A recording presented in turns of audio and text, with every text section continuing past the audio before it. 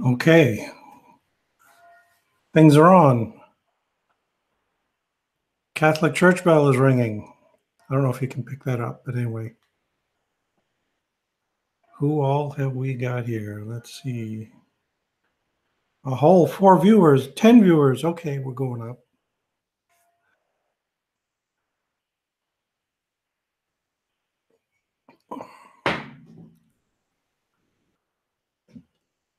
Well, hello there, Perry Mason. Loved your show.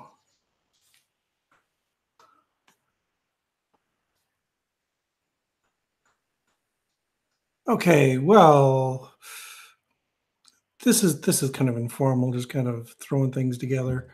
I thought what I would do is read some of my mail because, occasionally I post my email that come on. But this stuff, yeah, it's real paper and everything. I usually don't talk about that, so I thought I'd open up some of these and show you what's inside because they're fairly representative of what I get. I did open these ahead of time. And why? Because occasionally what I get is I get gay porn and stuff like that sent to me. So I have to check and make sure. Although this guy, Everett Hatcher from Little Rock, Arkansas, he's president of the Little Rock Broom Works, I guess. He sends me stuff every once in a while. And so it's pretty safe. He's very conservative. So what has he sent me? As usual, it's this long typewritten silly screed. If you're a creationist and you're writing to me, can you be terse and to the point and say specifically what you want instead of rambling on? This Hatcher guy has a blog, apparently. I looked it up, and it's the same way there. He's long and rambling. So what has he sent me? Oh, wow. A chick tract. I am blown away. Isn't that lovely? This was this was the anti-Catholic one, wasn't it?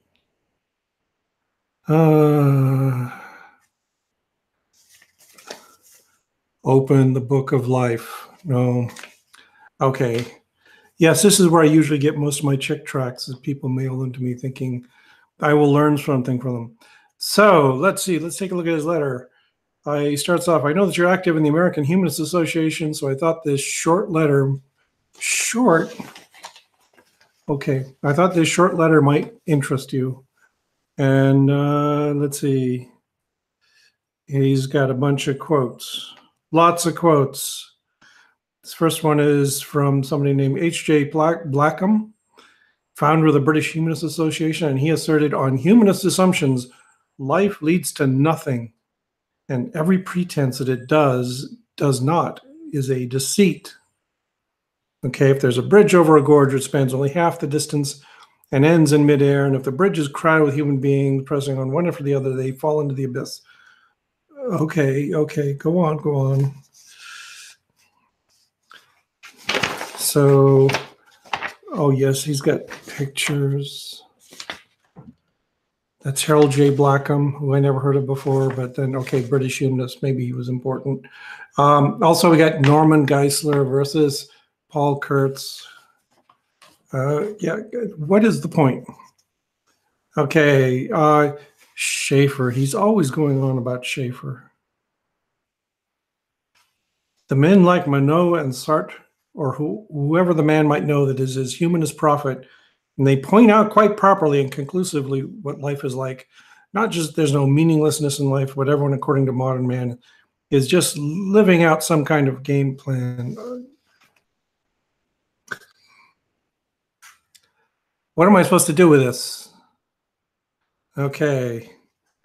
And he goes on, according to the humanist worldview, Jacques Monod, the universe is silent about values, and therefore his good friend Woody Allen demonstrated this very fact so well in his 1980 movie, Crimes and Misdemeanors.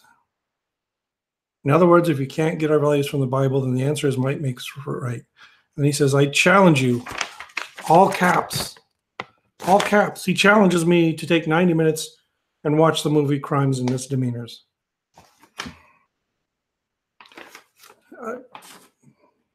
Okay, again, he can't. I'm not interested in that movie.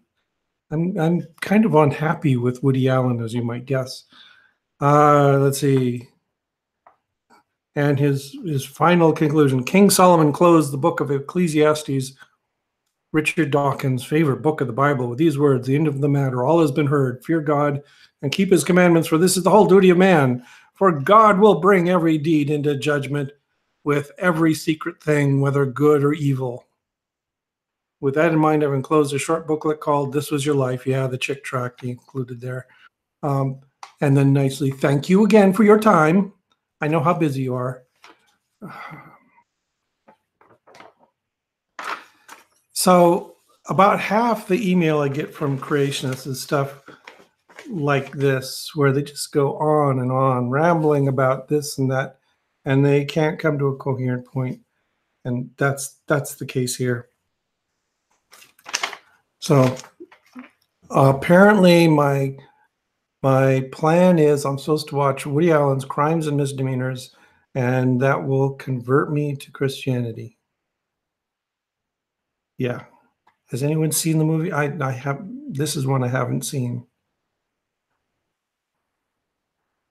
Yes, Carter asks, is it typewritten? Yes. Quality of penmanship among kooks has fallen so far. Yes, it has. Well, it didn't have far to go. So, let's see what else we got here.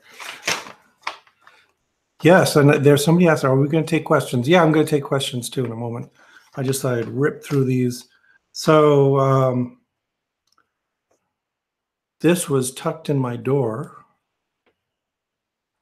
You would think they'd learn by now. There's no point in dropping these things off in my mailbox, because what it is the Jehovah's Witnesses are having a 3-day program. It's going on right now. I'm missing it.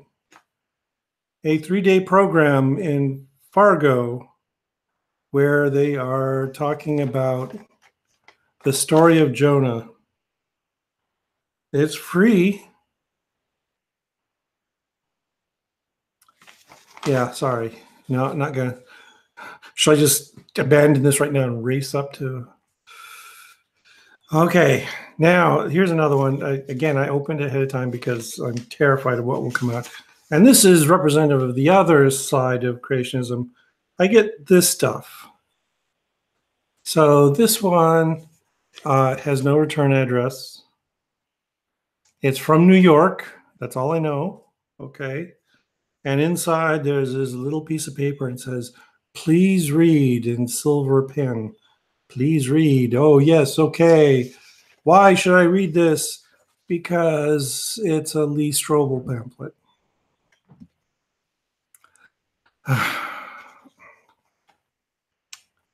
Okay. The evidence of God. A former atheist makes the scientific case for a creator. Does anyone really believe that Lee Strobel was ever an atheist? I think he was kind of a... I could believe he was secular, not very well schooled in much of anything, and he found Jesus and then he went head over heels, but I don't believe he was ever an atheist, especially when you look at the bad logic. No, I don't get to say that anymore. Atheists use bad logic all the time. So anyway, this is evidence for God, and what he does, let's see, in this, he's listing 2 possibilities. Again, this is standard creationism 101, is you split it down into a dichotomy and you force people to choose one or the other. And usually what they do is they misrepresent one side or the other. So he says possibility number 1 is Darwin and possibility number 2 is design. Okay. What about Darwin? And then he lists the characteristics of Darwinism. Are you ready for this? In order to believe in Darwinism, I would have to believe that 1, nothing produces everything. No, that's not part of Darwinian theory. Non-life produces life. Again, that's not strictly speaking part of evolutionary theory, but it's part of a naturalistic worldview that if you are examining the history of life on Earth, you have to conclude that at some point non-life became life. And so there's this active line of research now that's all about looking at chemistry and asking, how do we get a transition from chemistry to life? And it's fairly straightforward. It's a fact that life is just chemistry. There's a lot of ambiguous, murky chemistry, though, and that's all there is to it. Randomness produces fine-tuning. No, this is exactly the opposite of what evolution predicts. You don't get fine-tuning with just random things happening. You need a process like selection to occur.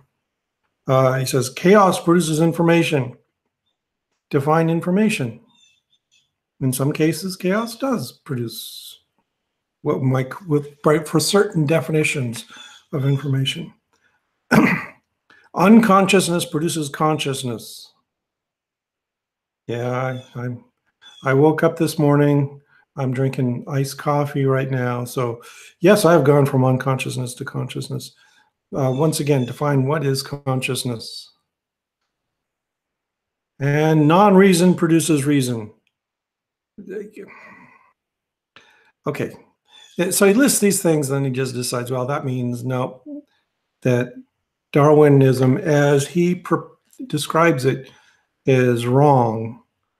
But then his next section is about possibility number 2, design.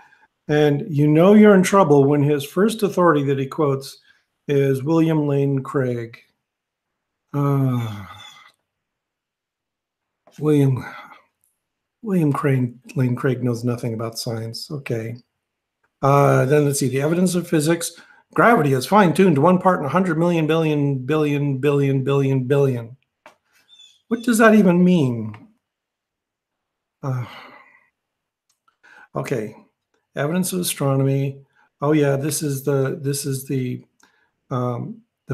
claim that Earth could not support life if it were in any other position in the solar system. Biochemistry, biological. Oh yeah.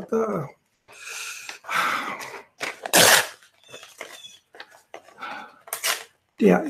See, this is nothing creationists do. They send me this crap that they, this prepackaged pablum that they haven't thought about and that the authors know nothing about, and they go on and on about it.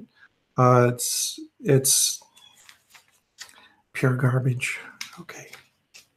Now this next one, I include this because I want to be fair. I don't just get horrible email and horrible mail from people who hate me. This is an article sent to me, just being used as wrapper. It says, archaea in and on the human body, health implications and future directives. Yeah, that's kind of interesting. I haven't read it yet because when I open it further, what falls out? $20 bill. Okay. Yes, I like mail like this. This says it is a carrier slap donation. Thank you very much. Anonymous person, you didn't send me a return address. There's nothing in here about who it's from, but thank you anyway. Yes, this will go into the huge pile of cash, which doesn't exist anymore because we've paid off our lawyer and we're still slightly and somewhat significantly in debt. But yeah, it will help. So thank you. The slap suit, I really can't say much about it. It's happening. Well, it's the wheels of justice grind exceedingly fine. And all I can say at this point is we've got a ferocious, vicious lawyer who's going after him. His entire suit, I think, is ridiculous. But right now, the entire basis of the argument is this legalistic thing about venue. He's suing us in Ohio. None of us live in Ohio. He only moved to Ohio within days of actually submitting this lawsuit. So we're trying to say, no, you can't just sue us from there. It makes no sense, but we'll see what happens. Anyway, yes, people, that's a lawsuit. Yes, I'm there's a bunch of us being sued. Myself, Skepticon, Lauren Lane, Stephanie Zvan. We're all being sued because a while back, some information came out that Richard Carrier was playing shenanigans, sexual shenanigans on his various tours. And we said, oh, that's serious. We need to investigate this. And he immediately slapped us with a lawsuit for it for $1 million and some dollars. So yeah, it's kind of sucked away a lot of surplus cash from us and the Orbit and Skepticon. And, you know, Skepticon is not being held this year. This may have been one of the factors. It wasn't the only factor. I think they're also stepping back and rethinking how to do things. Okay. Yeah, Carrier's kind of an ass. I'm sorry you bought his book. Okay. Yes, he's a freelance classicist. It's very strange. Do we have a fundraiser? Yes, we have a fundraiser. There's a GoFundMe thing that's trying to raise money for this. So yeah, and so far any cash that gets donated to me personally, I dump into a little fund that we'll use for that. Nerd of Redhead, the Orbit is rubbish. They rejected me too. And did you apply for a blog on Free Thought Blogs? We are kind of restrictive in who we let in. We need some kind of track record. Also, right now we're kind of holding off on new admissions to Free Thought Blogs because there's some chaos going on behind the scenes. In addition to this lawsuit, is apparently somebody has put a hold on our revenue stream, which is Ed Brayton's responsibility. He's gonna fix that. Then once that gets restarted, then we can talk about it. Okay. Do we have other questions? What is a good read to understand natural selection and hierarchies? A good read. Whoa. Well, there's so many. This is kind of like a golden age for science books right now on this subject. There's lots of stuff on there. You know, Jerry Coyne and I do not get along. We are political opposites. We dislike each other a great deal, but I will say that his book on speciation is really good. His book, Why Evolution is True, is a good overview of the basic fundamentals of evolutionary theory. So yeah, I'd kind of recommend those. Another one, let's see, I got it right here because I'm almost done with it, is Carl Zimmer's book. This is not about evolution though, it's about genetics. So yeah, I kind of feel like this is an excellent foundation before you get bogged down in evolutionary theory. Is you can't understand modern evolutionary theory unless you understand modern genetics. And this book has lots of good stuff on the history of genetics, how genetics works. I've been really impressed with it so far, so I kind of recommend that. Another recent one is Adam Rutherford's book, A Brief History of Everyone Who's Ever Lived. That one's also really good. It kind of bridges from the genetics to evolution. The Ancestor's Tale by Dawkins. Yeah, that's a good book too. I kind of that was actually one of my favorite Dawkins books, just because It really takes advantage of his strengths. Dawkins is a great storyteller, and it's all a book about storytelling.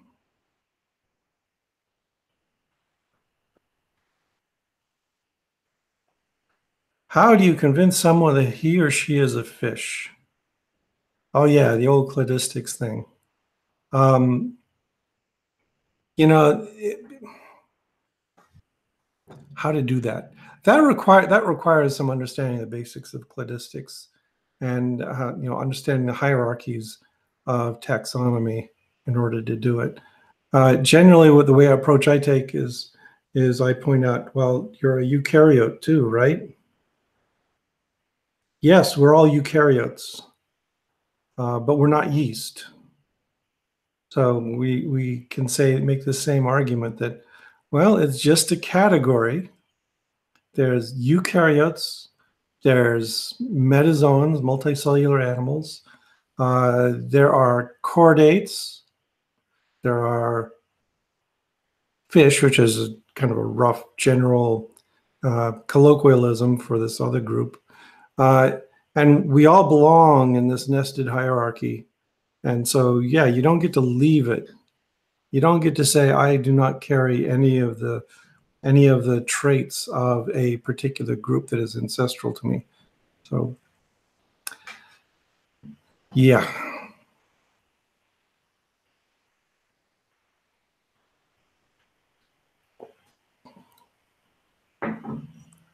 Let's see, let's go back up where there are some other questions here. Nestle reminds me, there was a question he asked me. Uh-oh, say it, ask it again. And we'll see if I can answer it. Yes, Cartomancer, sliced lemon and a bit of herb sauce is great on fish. Okay, what else we got? Oh, saw Jurassic World and you were right. Wow, the last decision made by that one person just ruined biodiversity. Yeah, it was. Jurassic World is. They're scraping the bottom of the barrel. They're trying to find excuses to show off these CGI dinosaurs over and over again, and they're not worried so much about the plot anymore. So, it's the usual thing. Just, yeah, beating a dead horse. I don't see where it's going to go from here. And, yeah. You want the spoiler? Well, I'll give you a general spoiler, is at the end, all the dinosaurs are just set loose in California. And so I don't know where they're going to go from there. Yeah.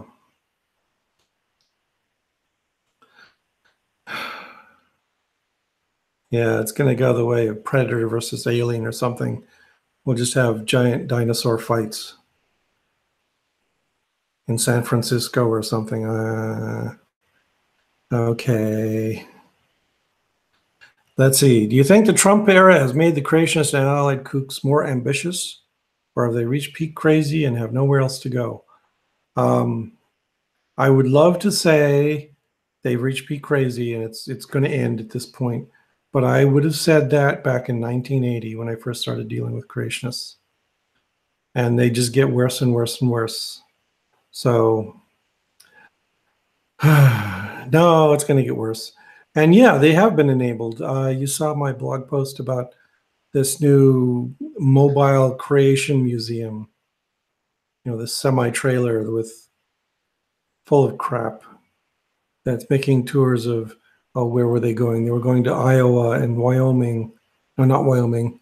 Iowa, Nebraska, and Missouri. Yeah. So, yes, the Valley of Gwangi, that's what's coming next. And scientist Mel points out introduction of apex predators and ecosystems is historic. I agree. Also, just throwing all these random herbivores that are adapted to, dinosaurs were adapted to an environment that for instance, lacked grass, kind of a fundamental component of modern ecosystems, terrestrial ecosystems. And yeah, what are those things going to eat? I don't know. Okay.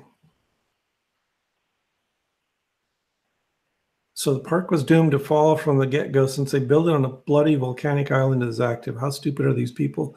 Yeah, and it's really kind of, oh, thank you, Scientist Mel. Yes, it will go into the legal fund. Yeah, it was kind of a stupid, it's a stupid trope, right? This is the way it's been since what? The Challenger stories in the 19th century. You put your delicately preserved ancient Paleozoic fauna, you find them in this environment that's doomed to destruction by volcanic change. How did they get there? How'd they survive if they're in such a fragile environment? So are we supposed to believe that for 70 million years there was no volcanic eruptions in those stories? Of course, this one gets around it because it just says, oh, well, they were just created in the 1980s. Okay. Do you remember the Midnight Marauder? Nope. Who's the Midnight Marauder? You'll have to explain more. Let's see. Some of the dinosaurs, they're Cretaceous, they say, but some of them are also Jurassic. And yeah, I don't think there were any Triassic dinosaurs in there, though. But yeah, they're very anachronistic. None of it makes any sense. All right, the ethics of cloning humans versus dinosaurs. Human cloning is not an issue compared to dinosaur cloning. Dinosaurs had their run. Yeah, I guess that's not the way I would put it. The way I would put it is that right now we have all these extremely marginal species that are on the edge of extinction. Tiny populations that are just teetering on the brink because we keep on destroying their environment. And do you really believe that bringing back a handful of dinosaurs of some species is a viable strategy for restoring the group? Because it's not. You look at these species that are on edge, and that's a big concern in conservation genetics, is limited genetic diversity. And here you're just artificially cranking these things out. They're just not any. That's silly. Let's see. How do I feel about cats and their rescue? Yeah, I've got a rescue cat myself right now, and she's kind of nuts. Although she's sitting right, she's behaving. She's grooming right now. Oh. Let's talk about leafcutter ants. Okay, yeah, go ahead. What do you want to say about leafcutter ants? Can't just leave me hanging like that.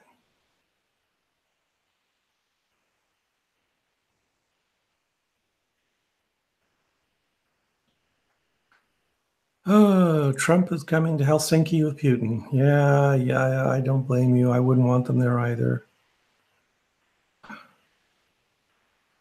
Yeah, he's really good about meeting and being chummy with dictators, isn't he? But he's not so good with our European allies or our Canadian allies. If leafcutter ants were 6 feet tall, they would collapse of their own weight and die. Oh yeah, symbiosis, okay. Oh, let's see. The Midnight Marauder used to visit your blog while you were sleeping. The next morning, you'd be deleting all of his posts. There were multiple jerks like that. That's a routine stratagem they use. Is they wait till I'm in bed or they wait till I leave town, and then they rush in and vomit up a bunch of garbage, and then I come back and clean it up. Yeah.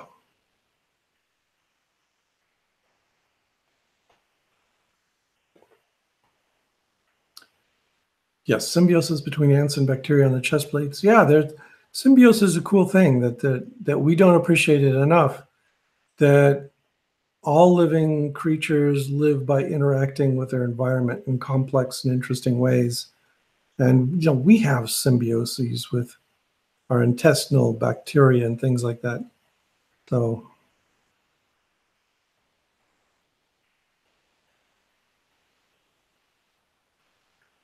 let's see. Preparation for the protests in London. Yeah, good for you. Well, you're not joining in, but so it's good for them to have protests. We need more protests here. I hear yesterday was a pretty good day for protests. So yeah, it's just getting worse and worse. Let's see. What about the bioreactor you'd need to grow the embryo of a dinosaur? Can't just use a chicken egg. That's what's his name strategy. The Montana guy. Yeah. Okay. Oh, you got a tour of I visited the Francis Crick Center too. They got some spectacular stuff over there. Okay, another question. How do you feel about climate change and our input into putting it right?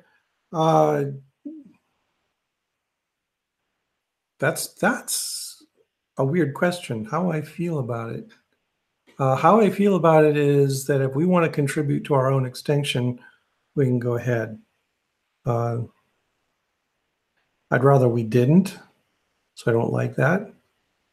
Our input into putting it right would involve stepping back and changing our strategies. As long as we're releasing fossil fuels into the atmosphere by burning them, it's going to get bad. Let's see, shall we use an emo egg or an ostrich egg or a chicken egg for raising our genetically modified dinosaurs? Yeah, the dinosaurs are all different sizes. There were little ones, there were big ones. So we'll see.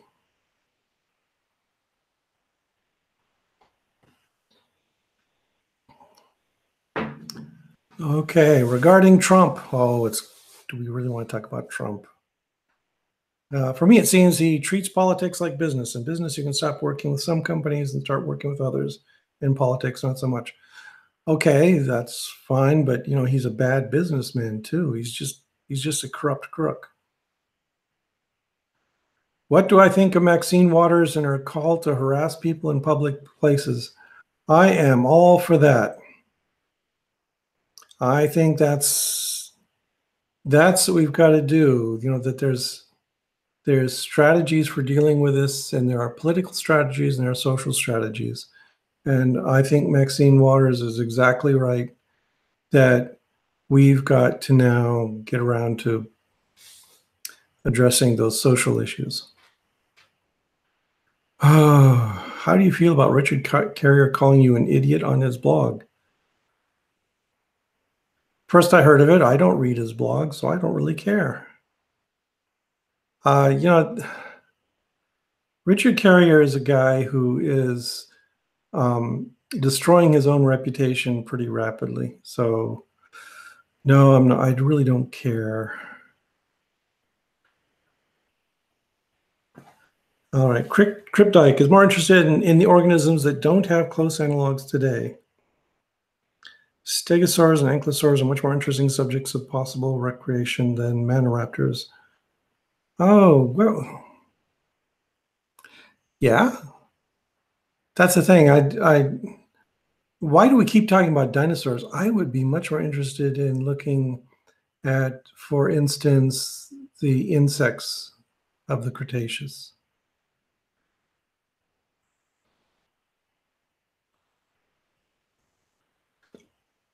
Okay. Skank Hunt 42. Okay. Bye.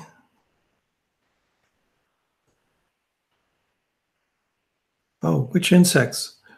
Lots of all of them. It would be really cool to see, the dragonflies of that era. They grew gigantic sizes. I'd like to see there. Oh, recreating the first flower. Yeah, that would be another thing. But that was pre-Cretaceous, of course. But sure, I would. I'm a zoologist, but the botany stuff is pretty important. So that's one we'd like to see.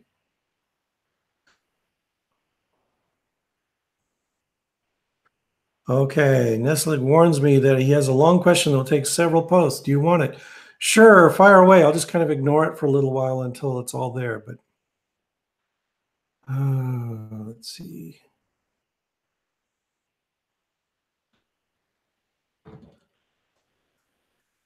Okay. Yes, seeing how Peasy is being sued for nothing, he's already being harassed. Yeah, I am. And the harasser is Richard Carrier. So that's another reason I have no interest in anything he writes. He's discredited himself. And no, he's off to speak at MythCon, which is just perfect for him. Yeah. Imagine a beetle we have no fossil record of, and we'll never know it existed. What a loss. Yes. Everything. If you go back to the Cretaceous, pick one year in the Cretaceous, there's maybe 10 million species existing then. And we know a tiny fraction of them. And that tiny fraction we know is all biased towards the megafauna. So, yeah,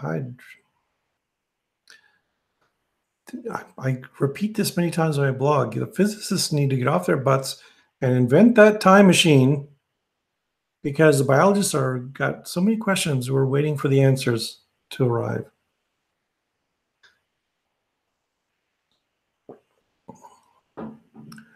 Thank you for the takedown of Jordan Peterson. Oh, no, I didn't take him down. I critiqued some of his really bad, stupid ideas, but you will notice that these kinds of criticisms just are completely bouncing off of him. He doesn't care. It's just like Deepak Chopra. People have ripped into him so many times. Everything he says is complete bullshit, yet he keeps going on and on and on and making money. Jordan Peterson has stepped onto this nice little treadmill where he never has to learn anything ever again, and he can just rake in the cash from the people who are just as ignorant as he is. And unfortunately, there's no shortage of those.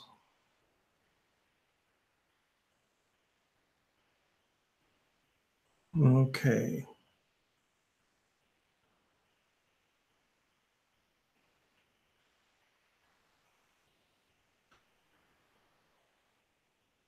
So Nestlig he's asking about evolvability. Oh boy, okay. Hot topic. Well, at least in certain circles, it's a hot topic. When looking at examples of adaptive radiations like in placental mammals, there are different niches that aren't explored by the same number of lineages. For example, bats, yes. Some roads are less easy to take, such as evolving towards flight. Those niches don't connect equally to each other. A lineage ends up in a place is not easy to leave. There are very few roads going to lead to an evolutionary dead end. And if a lineage is generalist, it doesn't have many possible roads to take that will lead to different niches, leading to the opposite result. Is there a name for this niche roadmap concept? And is there some literature out there that explains this more in depth? Well, I mean, you've used the magic word already, evolvability, and there's a huge literature on evolvability. What kinds of things have I read? I mentioned last time I was on one of these chats, Gunther Wagner is a really good guy to read on this. He talks specifically about evolvability and constraints and all that sort of thing. Who else have I been reading lately? Ronald Amundsen, who's a philosopher of embryology, also has stuff to say about this. What's been emerging out of Evo Devo work is, for instance, the idea of genetic circuitry.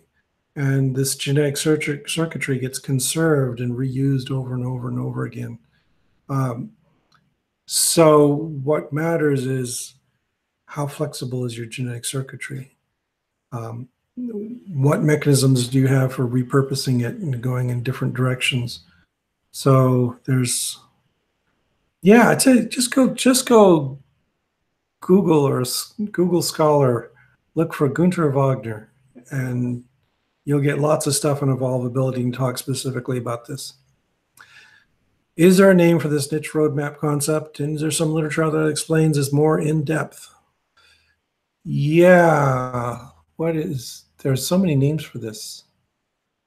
I mean, there's all the old stuff from Conrad Waddington. So, there's that out there. Well, what's the name of that book? There's another book I really, really like. I'm looking it up right now to get the full name. Let's see. There it is. Yeah. So another good book, but it's not lightweight, is Developmental Plasticity and Evolution by Mary Jane West Eberhard. That's not one I would recommend to somebody who's a casual reader of pop science. But if you've got the background, yeah, Mary Jane West Eberhard the whole book is critiques all over the place of conventions that people have sort of unthinkingly accepted in evolutionary biology. So it's really good. Conrad Waddington. I'll type it. Let me type it. Conrad Waddington was a really big name in the 1930s and 40s, and his whole thing was incorporating environment, development, and evolution together. So, yeah. But it's old stuff. It's classic stuff, but it's good.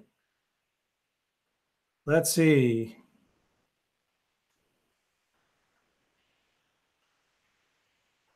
Oh, there's a recent paper on speciation and mode of movement by PZ's new colleague. You're talking about Rob Denton?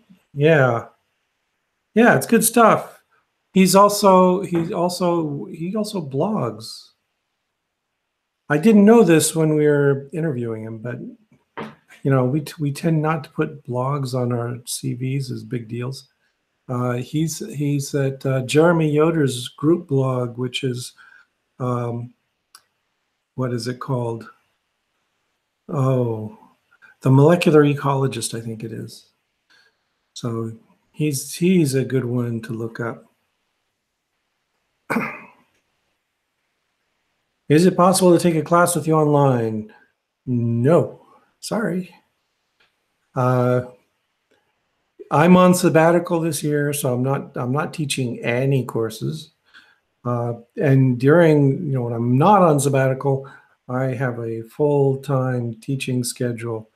I'm a biologist at a small liberal arts university, which means I'm on your standard 3-2 course load, and they're all in-person, taught here sort of things.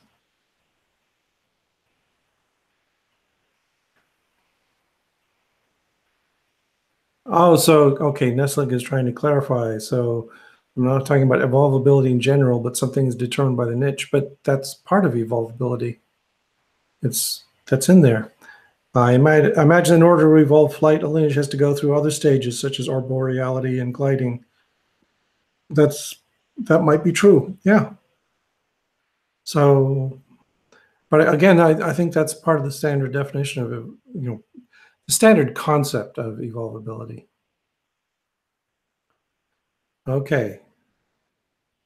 All right. Don't look so happy about it. Are you talking about me not teaching online courses? So yeah, I know it's really not. It's not that I'm happy about not teaching those courses. It's that my course load is heavy enough that I'm happy not to take on an additional burden.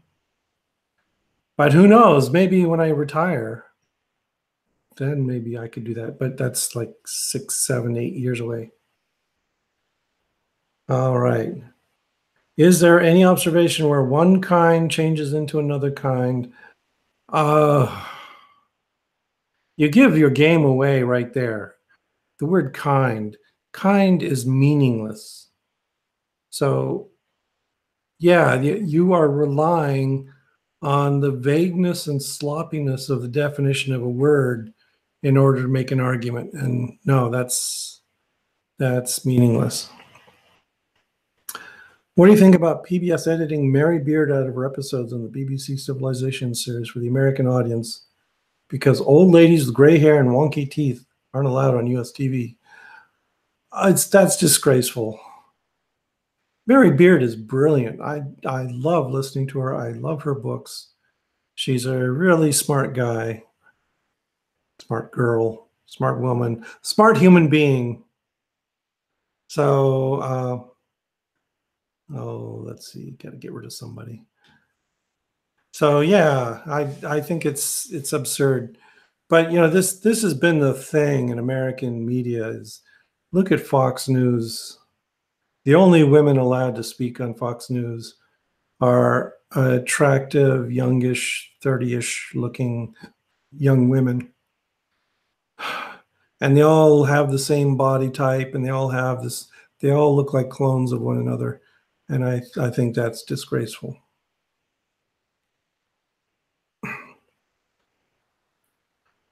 Okay, Nestle, my mistake was thinking that evolvability is just about the intrinsic constraints that an organism has, like how malleable the body plan is. But niches are as much part in evolvability. Yeah, when you read the literature on evolvability, you discover that there's a great deal of material on relationship between organism and the environment. So, yeah.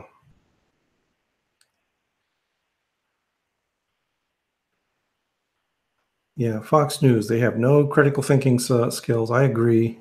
They're terrible. It's an open propaganda organ at this point. Isn't the definition of kind that they can't create descendants?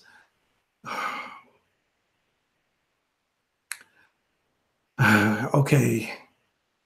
That's your definition. So you just asked me a question about kinds evolving into other kinds, and now you tell me, but my personal definition of kind is that it can't. So you just argued yourself out of an example because what you're saying is, if I did give you an example, you just say, well, that's not an evolution of a new kind because kinds can't evolve. So who cares what you think about this? Carrie Byron and I got into a Twitter fight once.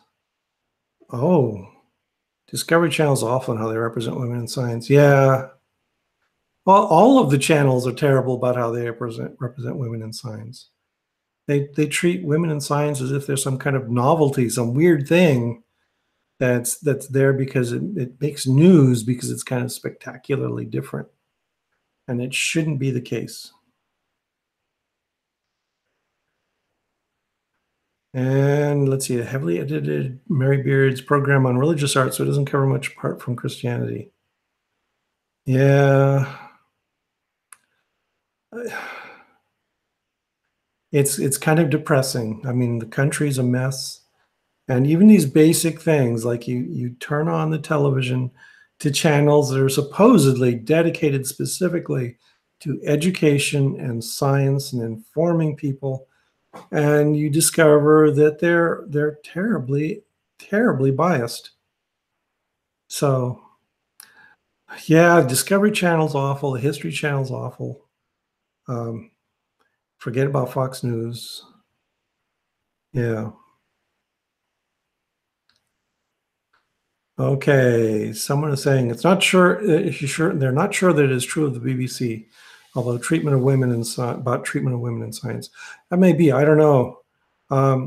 As was pointed out, when we get BBC programs over here, they get edited by some idiot who runs a network to make them supposedly more compatible with American audiences.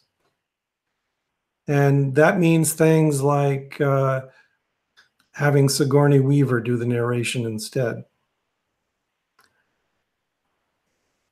Why? I don't. Yeah. And I think there's also kind of this conceit that, okay, Americans already have this bias that if you've got an English accent, you're smarter than we are. But at the same time, we've got this xenophobia. And what that means is we got to put an American accent in there so that it'll be more comfortable for the Yahoos. And then the Yahoos also have to have all the controversial stuff about Christianity or dinosaurs edited out.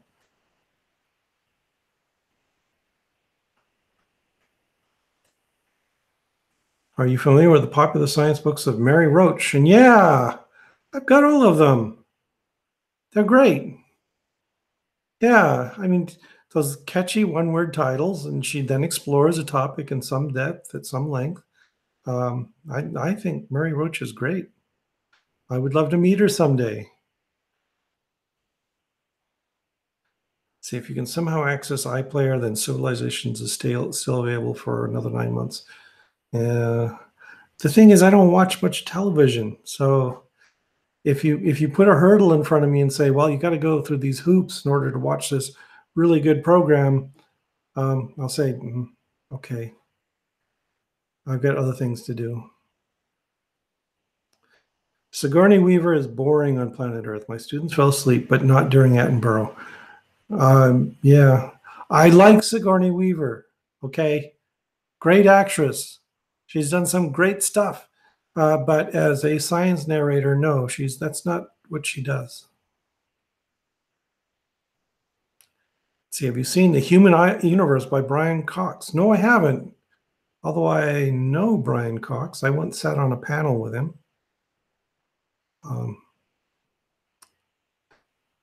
Yeah, but I like Brian Cox.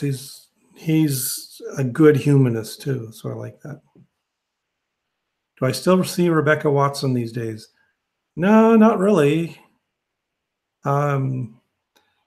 She kind of abandons the skeptic atheist movements for good reasons.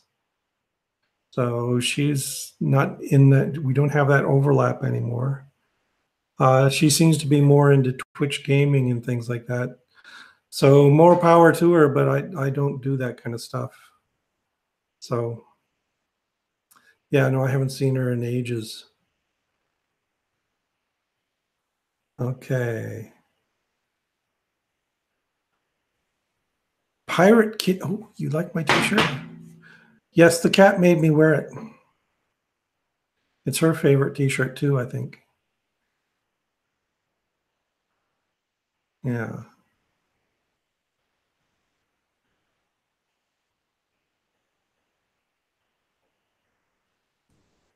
I have thought about crashing one of his physics lectures next time.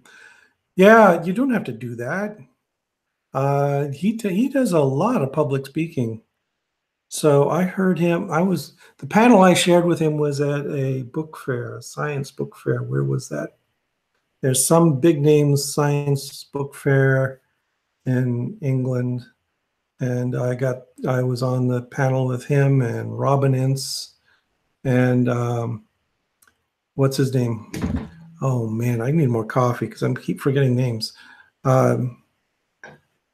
It was a weird panel because the other guy on it was the guy who wrote Watchmen and all that sort of stuff. That amazing big bearded guy with a marvelous accent. But anyway, it was a fun panel. Yeah, she still does. So Rebecca Watson still does Skeptic Vids. Yeah. And that's Alan Moore. Yes, that's the name. Yeah, Rebecca's still, you can tell she hasn't changed her ideas on anything. She's still smart and still criticizing this stuff. But it's more that the skeptic movement did not want anything to do with her.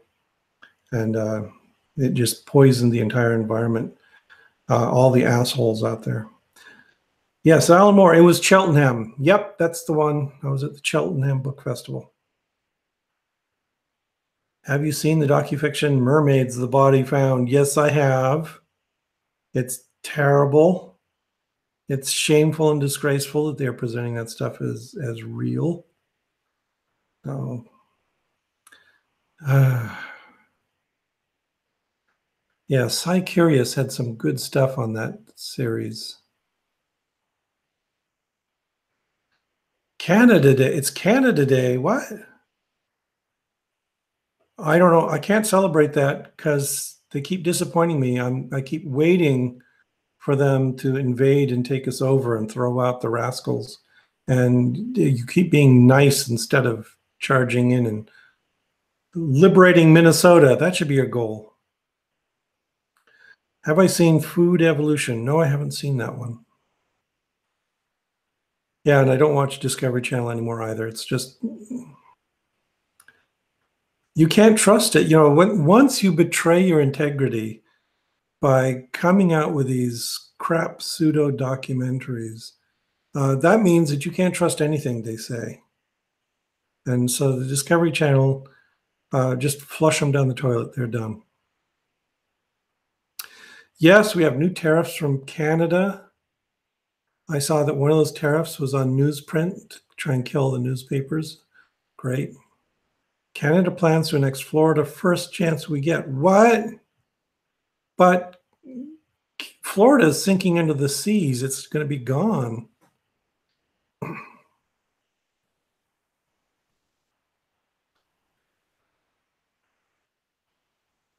Oh, Food Evolution is a pro-GMO documentary narrated by Neil deGrasse Tyson.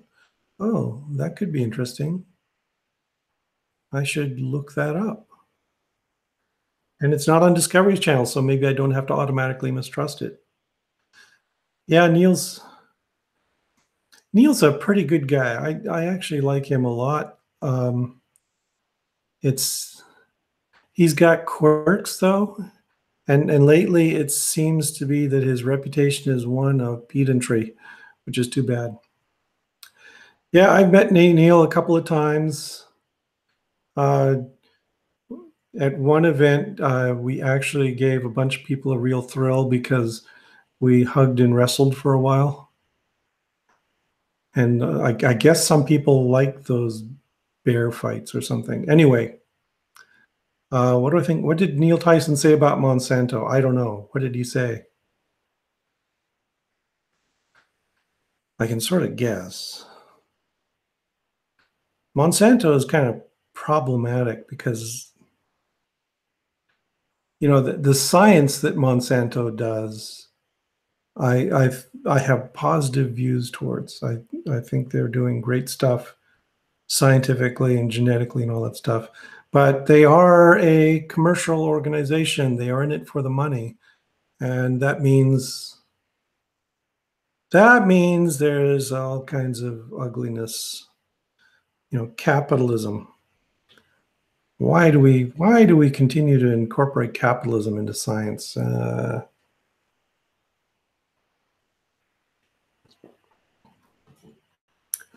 Should have done pay-per-view. No. Science should be free. Monsanto will invent triffids. Yeah, okay. I don't see Monsanto as more evil than Walmart. That is true, but then Walmart's pretty darn evil. Okay, this is a reasonable question. Did abiogenesis only happen once? Probably not. Abiogenesis is a chemical process that probably occurred at, you know, if we accept the model that it's occurred at deep sea vents, it probably occurred independently at multiple deep sea vents. And then there was, you know, once they started spreading from this deep sea vents to elsewhere, there was probably a great deal of mingling. And there was a lot of swapping of whatever the equivalent of genetic material was. And then when we get to the root of the tree of life, which was after that, okay, when we have actual cellular life, it was one thing, one out, and yeah. So we can trace We can trace the tree of life back to one syncytial mess, one root node that isn't just a single species or a single individual.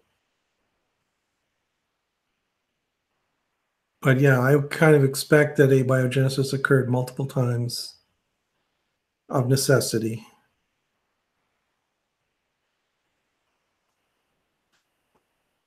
Okay. Why do you hate Walmart? We don't have it here. We don't have it here in my town either. It was actually kind of a neat political decision that my small town decided to not have Walmart or Target, to not invite them here, because as soon as they showed up, all the other small businesses would have died up and blown away. So right now we have a fairly lively and economically viable Main Street, and that would be gone if we had a Walmart here. So that's one bad thing. The other is that they don't pay their workers sufficiently. Yeah, it's a welfare queen. Their employees are on government assistance and they accept food stamps. So Walmart is giving us cheap stuff, but it's only superficially cheap because we're paying for it through our taxes.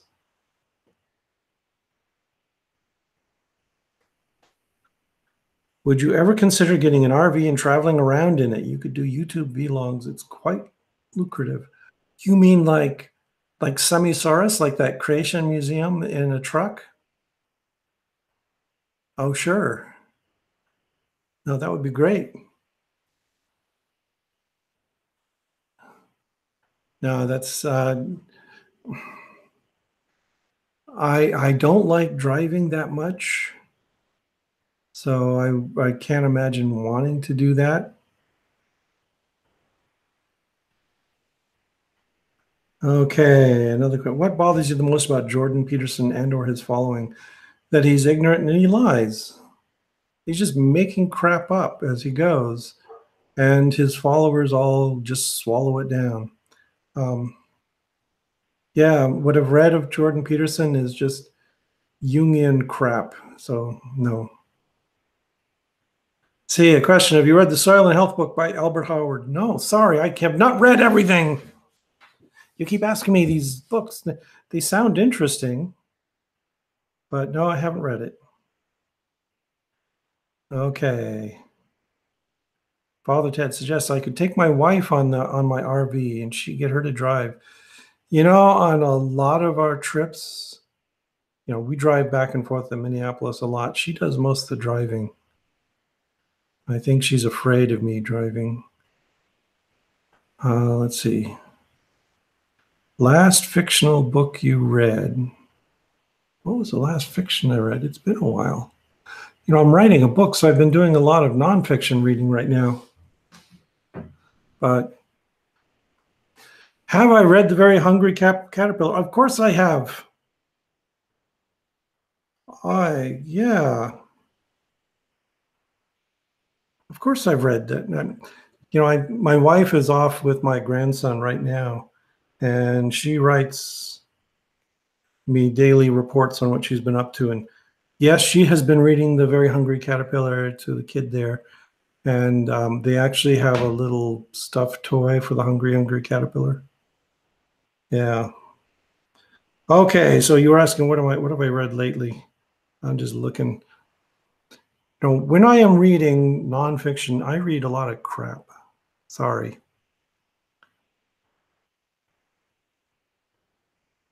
Oh yeah, okay. Oh yeah, there's what I was reading. Let's see if I can.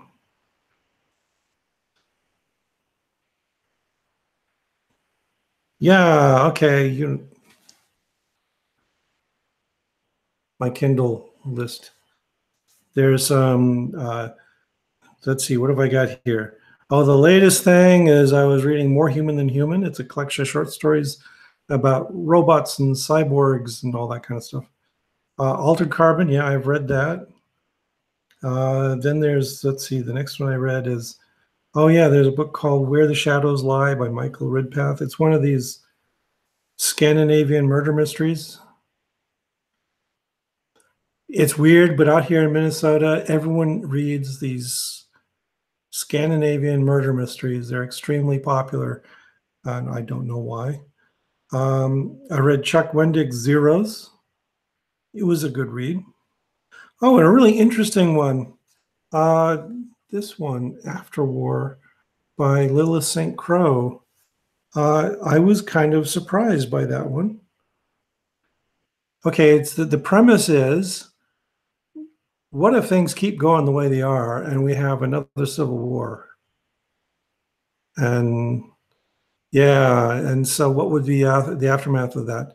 And it's simultaneously very pessimistic and optimistic because it rips the country apart in the story. This is all about the aftermath of this second civil war. But the good guys eventually win. So, and it's kind of grim. It's got some science fiction stuff.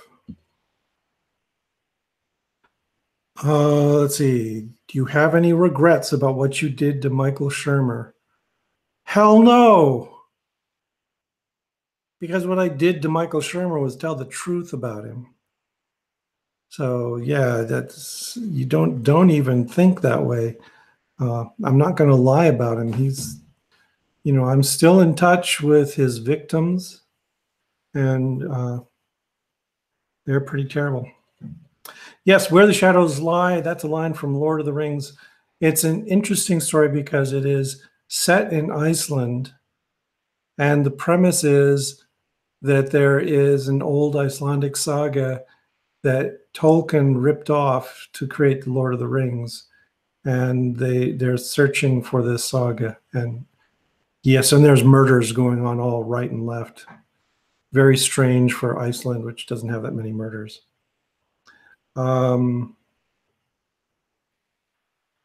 It's odd that for a guy, Jordan Peterson, who supposedly uses logical and sound reasoning to push his views, his followers who laud him for that don't notice his fallacies and said logical reasoning. Yeah, and his followers are, I've got a couple of videos about him, and there are still people pouring in, and they all say exactly the same thing. Nice straw man. They keep claiming that any criticism of him is a straw man. They don't mention specifics. They don't argue. They just say, "Oh, that's a straw man," and they're done. So I'm not impressed with Jordan Peterson followers at all. Are you familiar with Your Brain on Parasites by McAuliffe? No, I haven't. I haven't read that one. Okay, have I ever visited Iceland? Yes, I visited. It was marvelous. Yeah, I was invited out there to give some talks, and the host actually took me on this long tour of much of the hinterland of Iceland, and it was amazing. Reykjavik is kind of my perfect size town. It's 150,000 people or so, or thereabouts, so it's a fairly populous place. But it's just it's small enough you can walk around it and you can explore it, and it's really nice to visit. It's a very laid back, very calm place. My only complaint would be the alcohol is ridiculously expensive there, but I don't drink that much, so I was able to cope. But otherwise, the landscape is just glorious. Everyone should visit it. What time of the year did you go? I'm thinking of visiting. I visited in the summer, early summer. Yes, go visit. I still think, at some point I would just like to tell my wife, hey, we're going to Iceland. Let's go get tickets and just go for a week and hang out there. My daughter went there a while back. She seemed to enjoy it. It's just a gorgeous place to visit. What's your opinion of Francis Collins, and do you think he's the right guy to lead the NIH?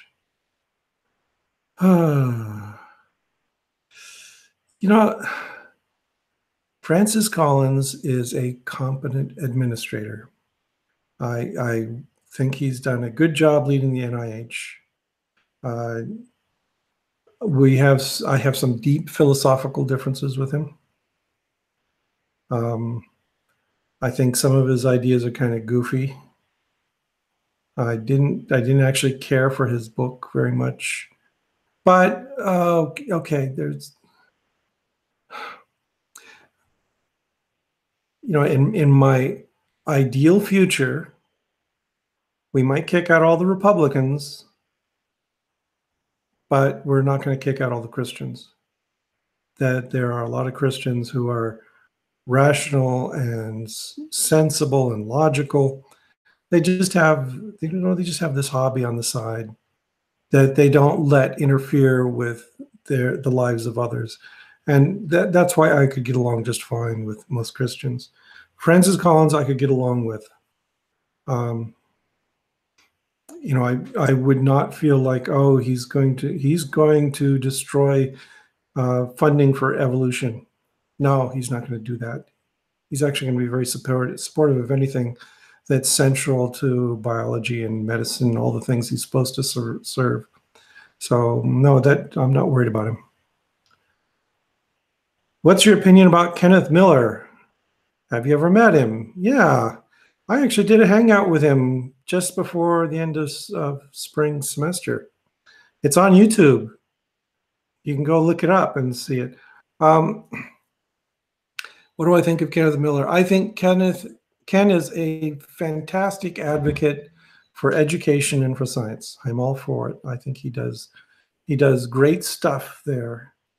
I read his book, Finding Darwin's God, and I really liked the first half. It's very rational, good evidence-based reasoning. But then it hits that point where he starts talking about God and it falls off a cliff. So, yeah. Oh, yeah, somebody mentions Francis Collins' Frozen Waterfall. Split into 3 parts that convinced him the Trinity was true. Yeah, that's just the kind of thing I'm talking about. That's ridiculous. That is not a logical way to think. It's not an evidence-based way to think. But again, if you want to do that in your free time, I've made this comparison before. It's like playing Dungeons and Dragons. If somebody goes off and plays Dungeons and Dragons and they're aware that this is the game and this is the real world over here, there's no conflict. And same with this. If somebody wants to go off and play Jesus Tales and they're aware that, okay, this is church, this is the lab, they don't cross, then there's not a problem. Okay, I wish I shared your sense of optimism regarding the Christian right. Yeah, I don't have any optimism at all regarding the Christian right. Christian right is just a bunch of wackaloons. I'm talking about general Christians that you know and that you meet on the street and that aren't wearing, they aren't carrying placards against abortion and stupid things like that. Yeah, the evangelical right, forget them, but don't confuse them with the totality of Christianity. My mother still professes to be a Christian, and she's about as sensible and rational and logical as you can get, so I'm not worried about that at all. Okay, let's see. Do you think that the cells which are created by abiogenesis are the same, or is there a structure different? The first cells, there wasn't cells created by abiogenesis. That we're talking about a whole complex series of transitions that we have. We have chemical replicators first, and so of course their structure was different. Did I play D&D? Oh yes, I'm one of the originals. I was living in Indiana, going to school there, the year after D&D was first released. And I remember this guy who'd gone to Wisconsin to the big con there, came back with a copy. and it just took over the dorm by storm, and everyone was playing this game of D&D. It was kind of weird, and I played it quite a bit when I got back to Seattle. Okay. Are you working much on your next book? Yes, and you're taking me away from my book. I should go get to work. Let's see, was I a wizard or a warrior? What was I? It's been a long time. Oh, I recently got together with a group here at the University of Minnesota Morris and played a couple games with them. I was terrible because this was during the semester and I didn't always have free time, so I was kind of skipping most of the things. You will be appalled at this. They told me that I could play, but that I had to play a cleric. Okay. Yeah. They knew something of my reputation, so.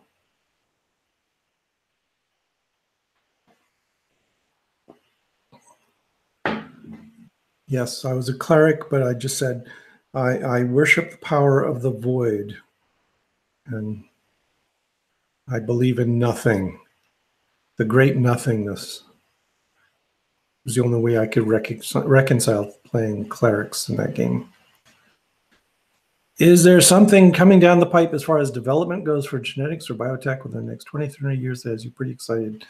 Oh, well, you know, the thing is, a lot of what comes down the pike is stuff that you don't, you know, when you first hear about it, that's when you first hear about it. So CRISPR-Cas, for instance, we heard, you know, mumblings about this really interesting thing, and then it came out, and yeah, well, of course, we all said that's great. Let's expand on that. Right now with CRISPR-Cas, of course, we're in the after phase where we're saying, yeah, this is really great, but there are reservations. That you can't do everything with it. There are things that you have to think about before you can, you know, ethical questions, and also questions about, you know, precisely how precise is it and all that kind of stuff. Have you ever laughed at any of the troll parody memes that have featured you? Troll parody memes? There aren't any of those. What?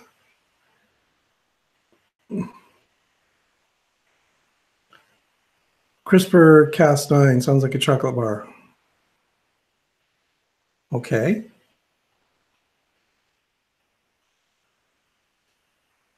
Whatever's coming down the pipe for genetics and biotech, if it's coming in America, then it'll doubtless get hitched to capitalist exploitation before it has a chance to flourish. Yes. Yeah, that's kind of the sad thing. But also keep in mind that some of it will be coming down the pipe in China, not here. And if it comes down the pipe in China, it will be completely free of all ethical considerations. And there will be horrors committed in the name of pursuing this particular line of research. So, yeah, that's not good. But of course, the other thing is, don't forget Europe.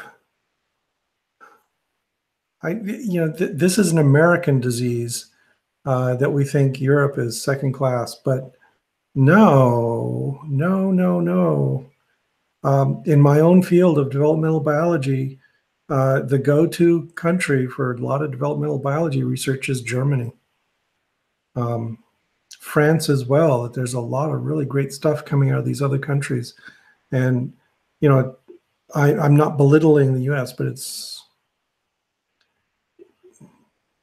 we have this terrible attitude that it's America that counts, and it's not true.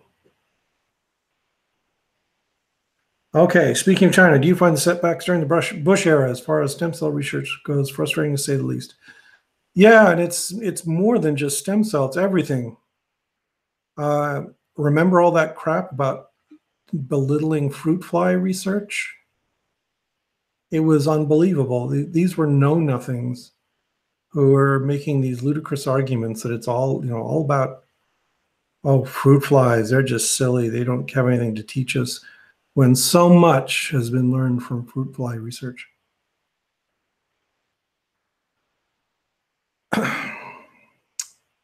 Oh, man. Creationists are just so boring. If biologists today can't create life from non-living, how is it possible that life came into existence without a designer? The constraint here is that we don't know all the initial conditions. Also, when life first arose on this planet, it wasn't done in a small lab with $1 million budget. It was done in an entire ocean with all the resources of the environment there. And it took millions of years. So yeah, that's just a dead stupid argument.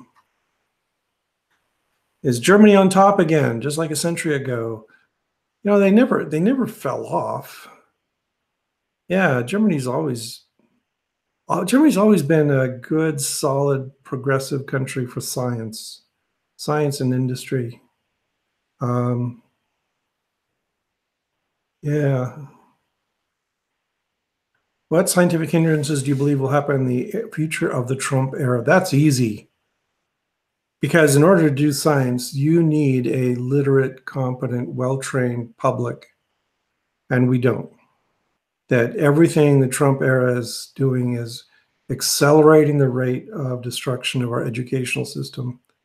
And that's going to mean we're going to be at a loss for manpower. I've been working with NIH and HHMI and things like that, and going to some of their conferences, and it's kind of amazing how they are sort of panicking right now because we're having this big demographic shift in this country, and no one wants to deal with the reality of the situation, which is you cannot build a modern scientific society on only educating white people, and worse, educating white men. That there's not enough of them, and that there are all these other brilliant, intelligent people out there who we could, one way to put it is we could exploit them if we gave them autonomy and good education and opportunities. Science would take great leaps forward, but we're not doing that. We're bad. We're stupid that way. These funding agencies aren't stupid. They know what's coming down the pike, and they are throwing lots of money into educational programs that factor in diversity. And diversity is another of those words that the right despises. But I'm sorry, that's what you need to do. Is you need to think about all these other groups, and you gotta bring them into the fold. Stop treating them like second-class citizens. So.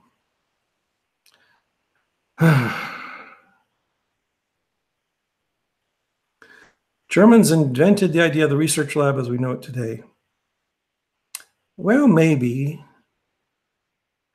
The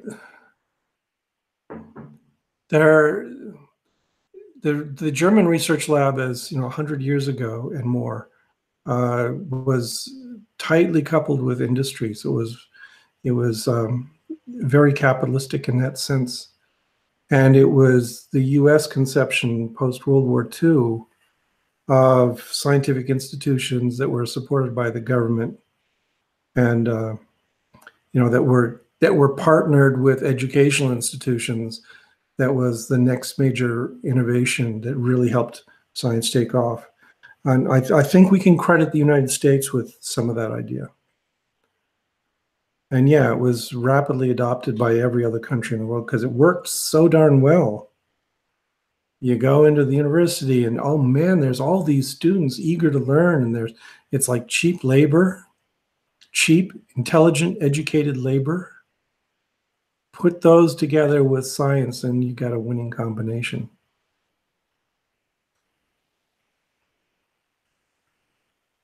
Okay.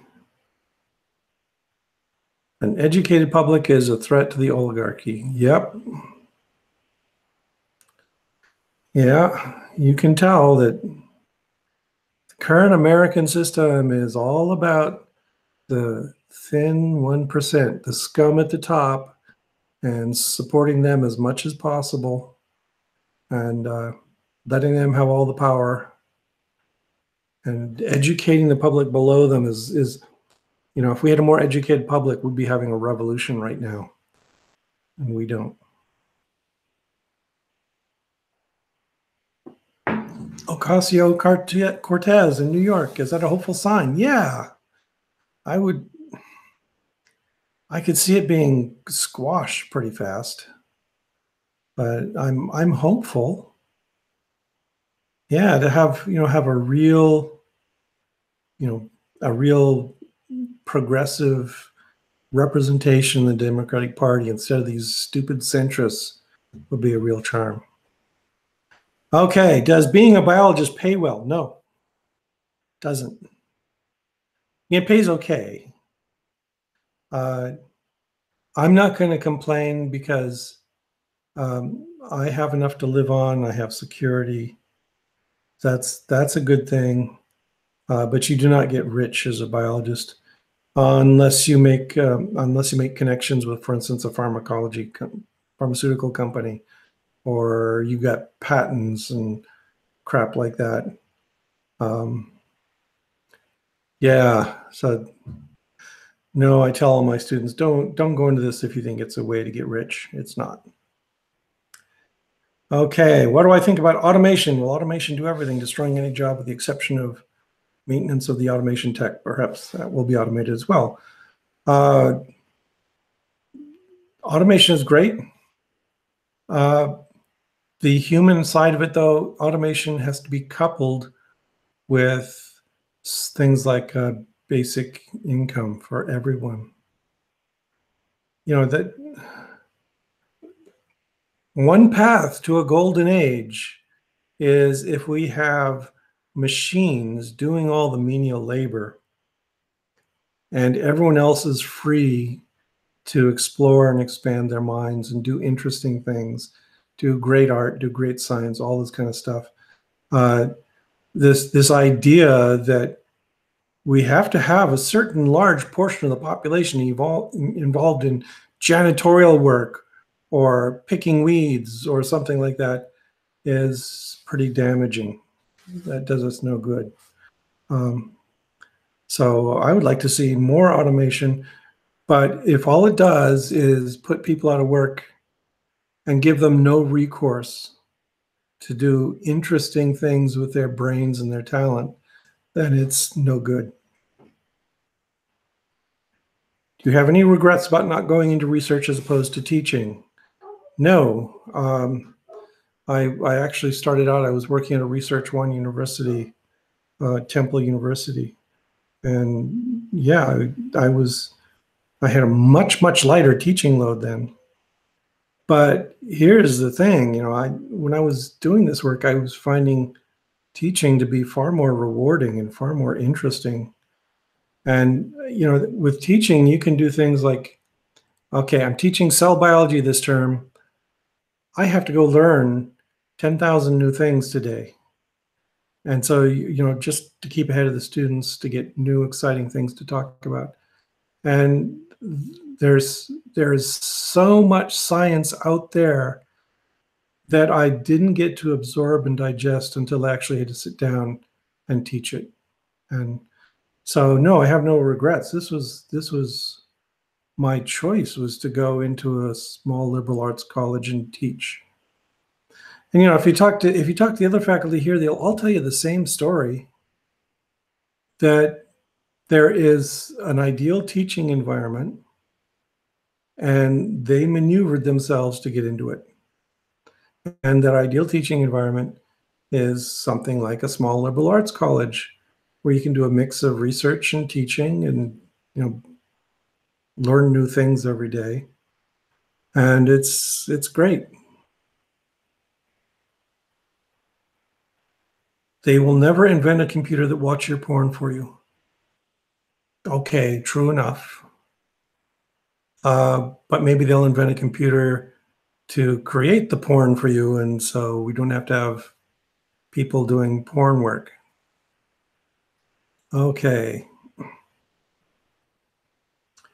What if science is automated? Oh, I don't think it can. And no, robots aren't doing the science now. Science work is up here. It's not your hands. The hands are part of the implementation, but you got to come up with the ideas. I don't think it's going to happen. Let's see. Society's changed. Machines have been putting people out of work for centuries, yet there's still 95% employment. Yeah, that's the other possibility. Instead of a universal basic income, maybe what will happen instead is these new technologies will open up new avenues for work, that there'll be new things for people to do, and we'll see. Worker productivity has been going up since the 70s, but wages haven't. Yep. It's disgraceful. Have you ever been a Christian? If so, when and how did you change your mind? I was nominally Christian as a child. I was brought up Lutheran. I went to church fairly regularly. But eventually I learned, no, I don't actually believe this stuff. It's just nonsense. And it wasn't a sudden revelation or anything. It was just a gradual realization that all this stuff I'd been taught in confirmation classes was not true, and that I didn't believe it anyway. So then I could be more open about the fact that I reject it. Don't you think artificial intelligence will be able to be on a par with human intellect? No, I don't. Isn't that a weird thing for me to say? Human brains are just machines. They're just physical machines. There's absolutely no barrier to it, except for the complexity. I don't think there'll be any interest by the people who build artificial intelligences to create human intellects, that we're not going to go in that direction, that there will be specialized goals that we want to achieve with artificial intelligence. Right now, there's huge numbers of people who are using artificial intelligence to design processes that play the stock market. And they're really good at it. These are things where you have to make millisecond decisions because they're dealing with fractions of a penny at a time and all this. And so there's been a buildup of these amazing artificial, and I would call them intelligences. They've got built-in algorithms. They evaluate situations. They work towards it. We've thrown a lot of money into that, and it works. And I think that's the direction artificial intelligence will go, is special purpose artificial intelligence that does specific tasks really well. I don't see any particular virtue or interest in making expensive silicon copies of human brains, because we got a cheap method for making those already. Let's see, if I ever had to deal with a student who submitted a paper or exam with creationist views. No. I've had creationists in my classes, but I really spell out the conditions for, if I'm getting a paper from them, I've told them ahead of time, here's the parameters of this paper, and what you have to do is present evidence. I'm thinking like, my recent evolution class, the final exam was a couple of essay questions. And for instance, what I did is I gave them a paper or two for each question. And I would tell them, basically, interpret this paper. What does this mean? Here are a couple of concepts that are introduced in this paper. Explain them. There is absolutely no room for creationism in science classes. Creationism is just regurgitation of dogma. So, and that's not what a science class asks for. We don't even ask them to regurgitate the dogma of science. We ask them to critically evaluate the evidence and think about the hypotheses, think about the conclusions. Are they appropriate?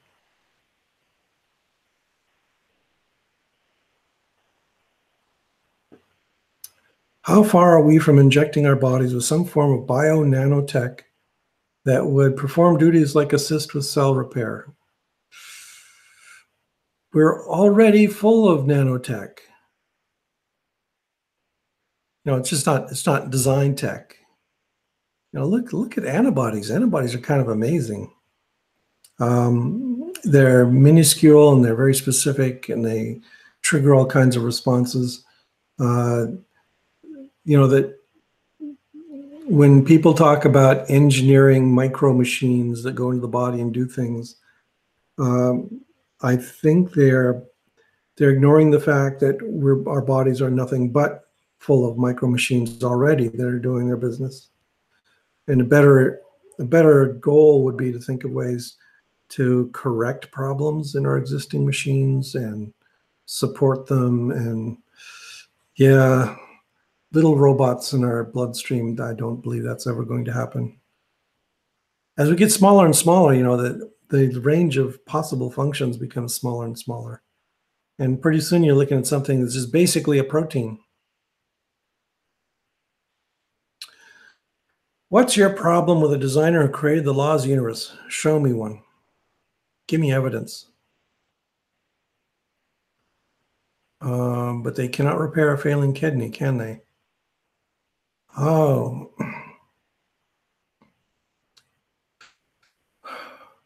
How are you going to repair a failing kidney? There's the machines we have are kind of bulky and clumsy. Where we have real hope is in things like stem cell research, where we figure out how to grow a new kidney with the same genotype as the ones you've already got, so we can replace them. Better biology is going to be the way to go, not machines. Now that you're on YouTube more, would you ever do a live stream with Kent Hovind? No. Kent Hovind needs to just shut up and go away.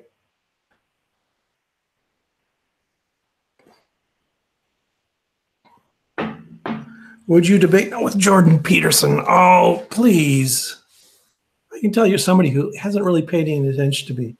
No, I don't believe in debate. I think debate is a crappy way to resolve differences. It's an artificial mechanism that gives substandard, poor positions equal footing with well-evidenced, solid, good positions. And that's the entire appeal of it to people who believe in idiotic ideas like creationism or Jordan Peterson's bizarre Jungian. So, no, I am not going to support debate.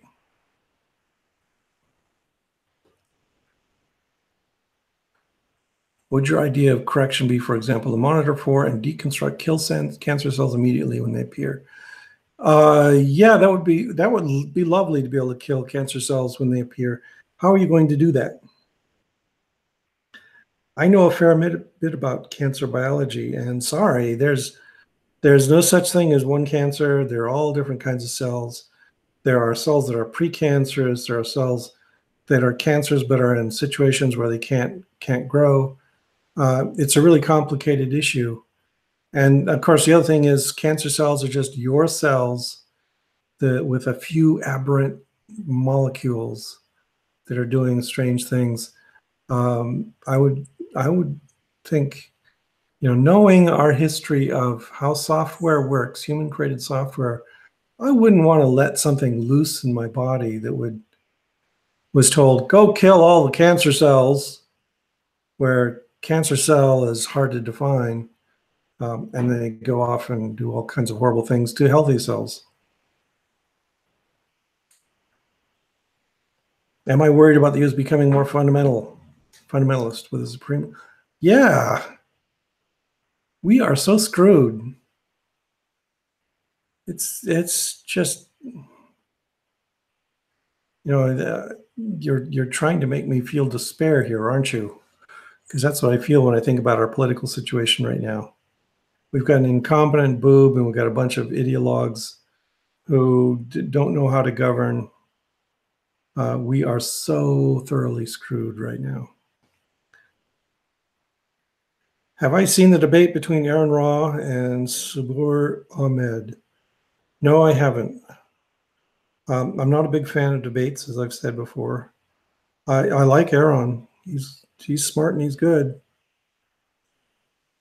But again, Aaron would have been talking about an established, well-supported scientific position, and whoever this other guy was, I presume, was talking bullshit, which is not very entertaining. Where is the difference between a precancerous cell and a cancer cell? Oh yeah, where? I don't know. It's going to be different for every one of them. You can have, the current models of how cancer proceeds is you can have a cell that has an enabling mutation. That is that, for instance, some of the proteins involved in policing the cell for cancer have been disabled, but it's not cancerous yet.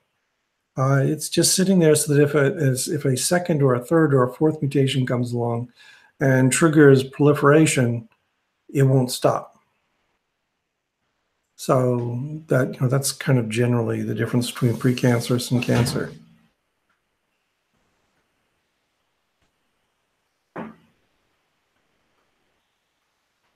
Are we running out of steam? Is this a good place to stop? Because I'm just about out of my iced coffee. Robert Sapolsky. Oh, yeah, he's great. I love Robert Sapolsky. Fantastic writer. He's very thoughtful. He's got a lot of information. Yeah, I highly recommend reading his books. I've got a little stack of them in my office. So, yeah, go read Robert Sapolsky. Why are you talking to me when you could be reading something by Robert Sapolsky? I don't know. Okay, I was thinking of little nanobots would tear it apart and use it for fuel internally. Yeah, okay. That's nice. You're injecting little nanobots into your bloodstream that eat your tissues for their energy, and you're going to trust them to not run amok, okay? That's always a concern. Mike Pence, scarier than Trump or not quite as scary? Oh, they're all terrifying. Yeah, the entire Trump administration. My ideal solution would be that they are so corrupt, they're exposed as so corrupt that Trump is thrown in jail, that we have a reasonable government that looks at this and says, you know what, this guy has been so bad, so criminal, that all of his appointments have to be canceled immediately. And we boot off, Neil Gorsuch, and we shift everything around just to correct it. This is my fantasy. It's not going to happen, because if we know anything, it's that Congress is very much in favor of the status quo. What happened to Comrade Physioprof? Oh, yeah, no, he's still on Twitter. His blog was weird and funny. Yes, it was. He's still an amusing and interesting guy. You can look for him on Twitter, but I would have to give you his name, and I don't know if he wants his real name identified now. It's pretty easy to figure out. But anyway, he's still out there. He's very much a very active scientist professionally. So he doesn't have all this teaching stuff that I'm stuck with. He's just out there cruising with the science and writing grants and all this other stuff. So that's what he's busy doing.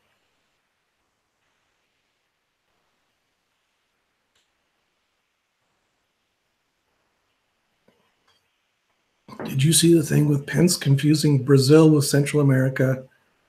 I don't care. They're all idiots. Which Cenozoic time period do you think was the best? What would be the best? I don't know. Something Before Humans Showed Up.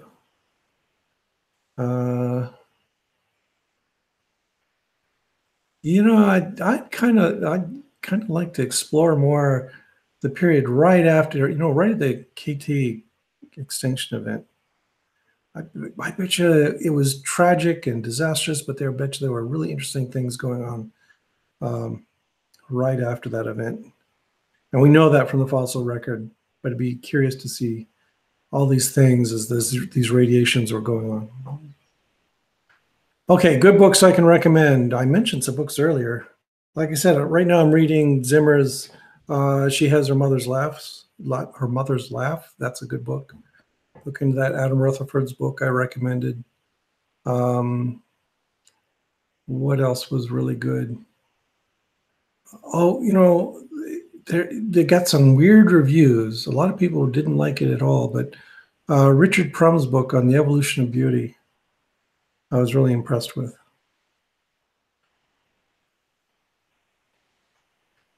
Oh, man. This Yahya guy. If you wouldn't debate Jordan Peterson, why do you make videos about him? If he's completely false, you only could win in a debate. Oh, that is so much bullshit. Really. Debates do not settle truth of a matter. Debate is about rhetoric. Debate is about speaking strategies. It's not about the actual data behind that. I'm not interested in debating Jordan Peterson because I think he's a liar and a fool. But because he has so much influence, I, of course, have an interest in seeing his lies and his foolishness exposed. Your thoughts on climate change. Why are U.S. citizens not taking it seriously? Climate change is happening. You know, I accept fully the conclusions of qualified climate scientists. You're nuts to do otherwise. I am a biologist, not a climate scientist, but I know people like Mann and so forth, and they are good at what they do, and so I would accept their position. So I have the scientific consensus. Okay. Why are US citizens not taking it seriously? Because we have corrupt propaganda organizations that are lying about it, and we have a poorly educated public that's accepting those lies. Okay, would I consider myself a bit of a misanthrope? Oh, not that there's anything wrong with that. You know, that I am fundamentally optimistic.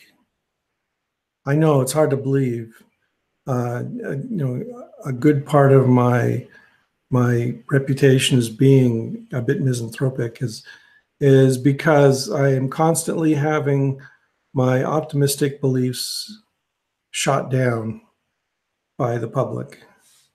So that's a tricky one. You know, I can't be a full misanthrope because I keep expecting people to do better.